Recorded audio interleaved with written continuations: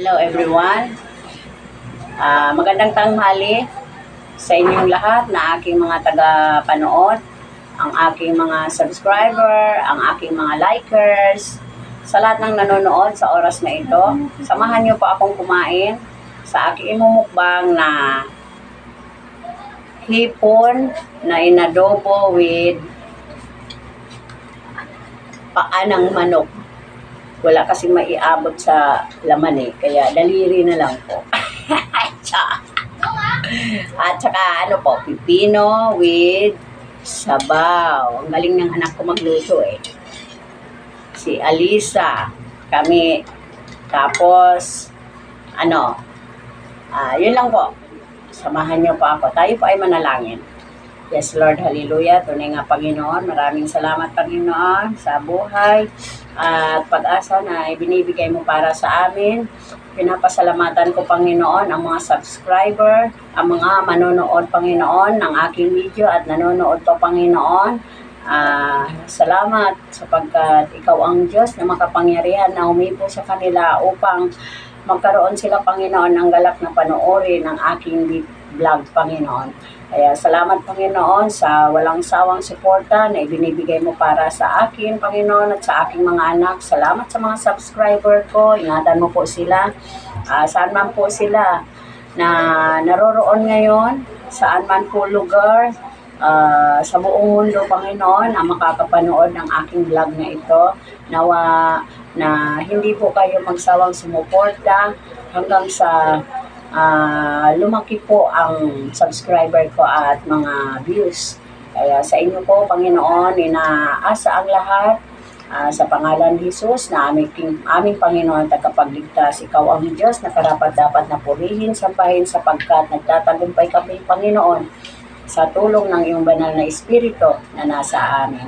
Kaya maraming salamat. Pagpalain mo po ang mga nanonood, Panginoon, sa oras na ito at sa mga manonood pa, Panginoon, sa mga magsasubscribe, Panginoon, ingatan mo rin po sila pagpalain. Maraming salamat, O Lord. Nilalapit po ang pagkain na ito, hinihingi ang iyong basbas na maging biyayang kalakasan ito sa aming katawan lupa, Panginoon.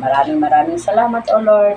Ito po ang aking salumot dalangin. Ibinabalik ko ng may mataas na papurit pagdakila sa tanging pangalan ng mga Jesus. Naming Panginoon, tagapagligtas. Amen. Okay, tayo po ay kakain na.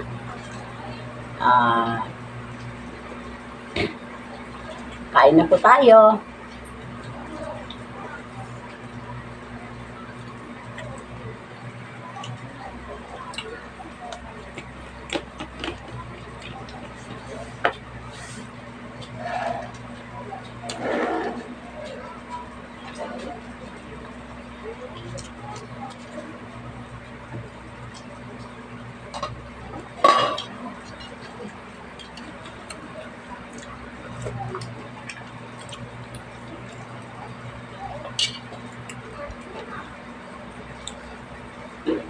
Ito lang po.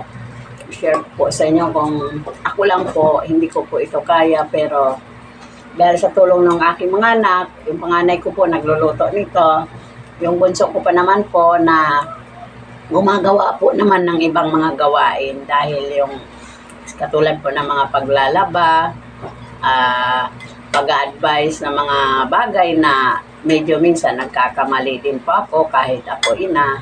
Minsan po sa ating buhay, kailangan din po natin pakinggan ang ating mga anak. Hindi porket tayo ay nanay, lagi na lang tayo tama. Nagkakamali din po tayo. Kaya patuloy po tayo na magintindihan, magunawaan. Dahil sa isang pamilya po, mas maganda at higit na kinaluluglan ng Diyos ang nagkakaisa. Lalong-lalo lang po pag dating sa mga bagay na ikalulugod para sa Panginoon. Kaya, yun po, mga kaibigan, kapatid, kasuporta, ka-everyone, sa lahat ng mga nanonood sa aking vlog, yun lang po ang ma-share ko sa inyo na hindi po sa lahat ng bagay ay laging tama po ang magulang. Nagkakamali din po tayo. Kaya kailangan po, matuto rin po tayo makinig sa ating mga anak.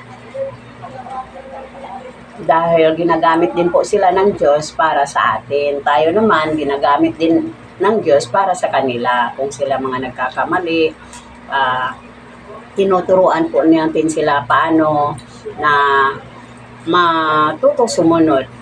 Sapagkat pag di sila susunod,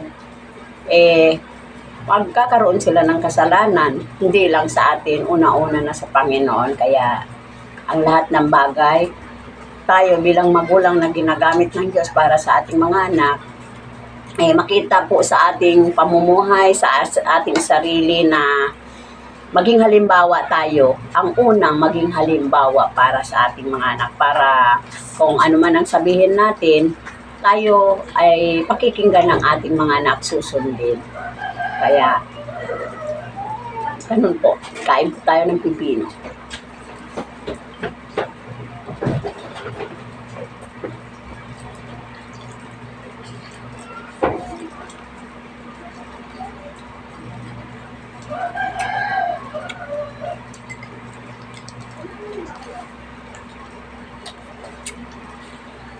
Sensya na po kayo pag ito lang po ang kaya ko na ano sa inyo ngayon, video,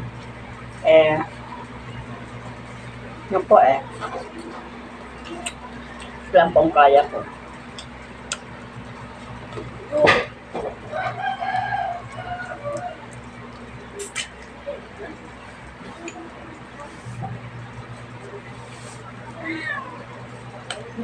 Be, parang naaano ko yung ano.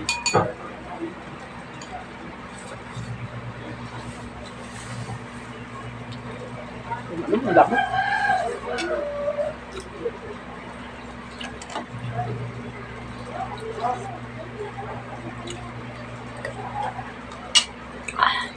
Sinigang. Sabaw.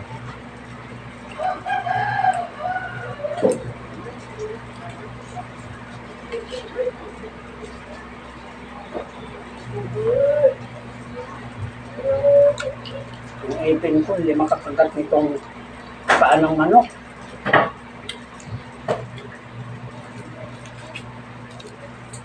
Sarap pa naman.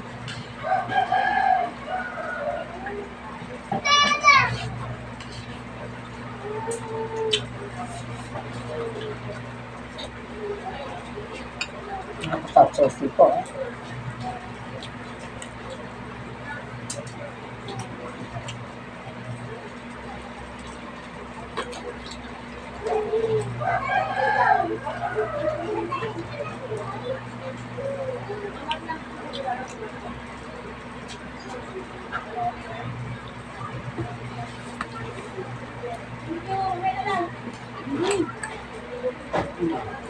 Ano?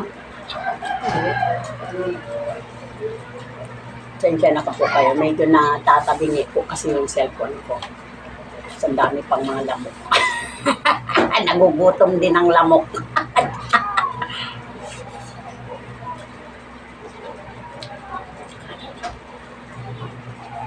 Pwede mo bilang mo bigyan mo ito.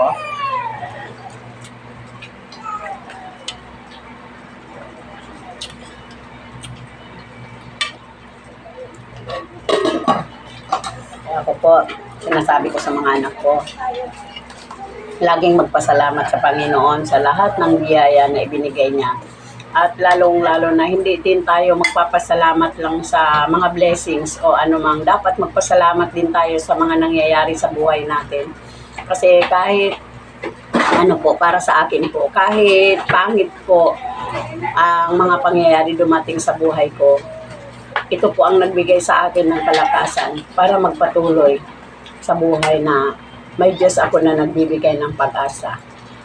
Yun po. Ganon po inaano ko ang mga anak ko. Kaya nasa kanila po kung sila'y susunod o hindi. Ang importante po bilang magulang nila, ina nila, nasabi ko po ang mga dapat nilang gawin. Kaya patuloy lang po mga kananay. Dahil wala pong ibang inaasahan ng ating mga anak. Kundi tayo lang dito sa mundo na ginagamit ng Diyos. At kaya natin napapamahalan na mabuti ang ating mga anak kasi kailangan din natin maglingkod sa Panginoon na magagawa natin, magtiwala tayo sa Kanya, sumunod sa Kanyang mga utos na ipahayag ang mabuting balita sa lahat ng tao. Hindi lang sa ating mga anak, hindi din lang sa ating sarili, kundi sa lahat ng tao kasi sabi nga, yung nais ng Diyos na ang lahat ng Kanyang nilikha ay maligtas. Kaya ano man po ang meron tayo, mahalin po natin ito, pakaingatan at ibahagi sa iba. Mag-share po tayo. Mahalin natin ang ating kapwa gaya ng pagmamahal natin sa Diyos.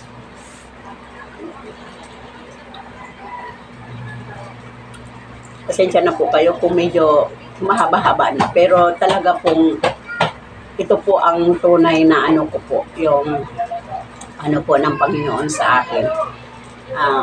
I-share ko po. Pero sa mga susunod pang mga video, mayroon pa po kayong aabangan na aking ibabalita sa inyo na mabuting balita tungkol sa ating tagapagligtas.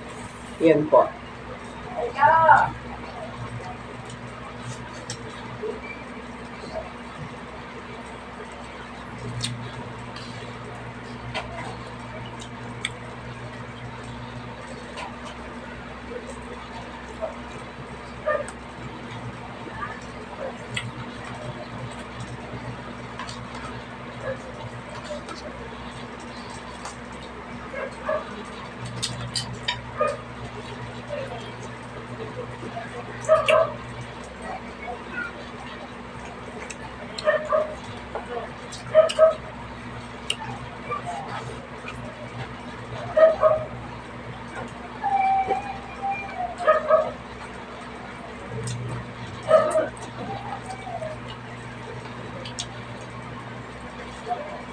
Sa susunod magluto ka na, yung hipon, balatan natin lang. Tapos sa kasya yung, lagyan ng breading mix. No, tapos lagay. Sarap yun. Ang pula.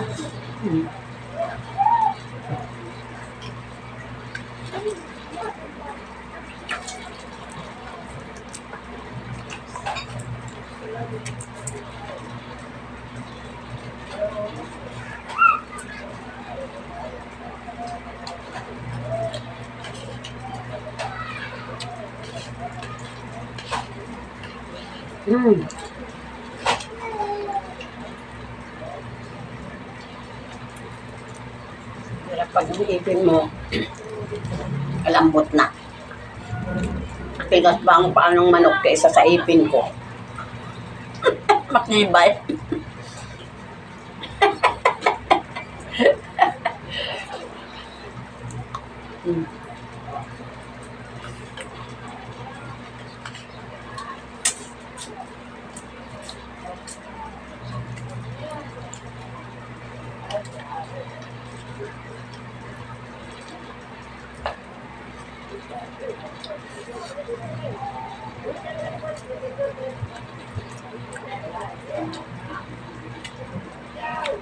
Talaga.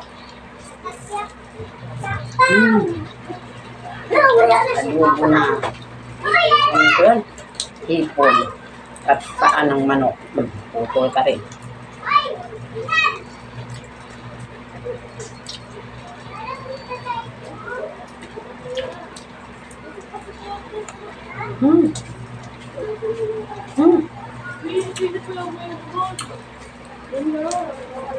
Magtagal to ang paan.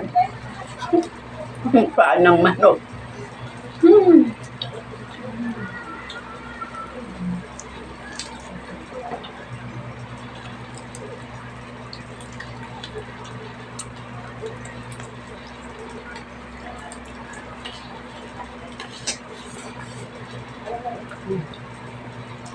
Sarap.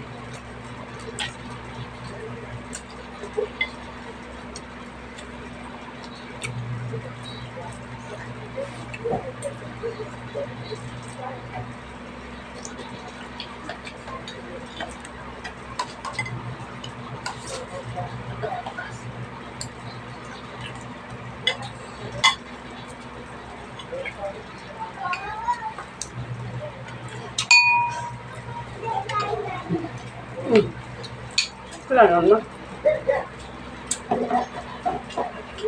Naintindihan naman yan ng mga nanonood eh.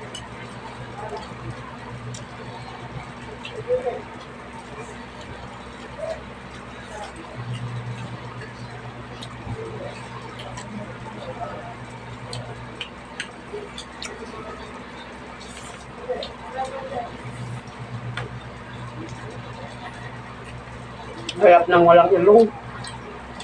Lagi nalalaglag yung salamin ko ah. Pangok kasi. Ano ba ako? Hindi naman masyado. Dito lang guys. Ay, tapos na ako. Nabusog ako. Inom muna tubig.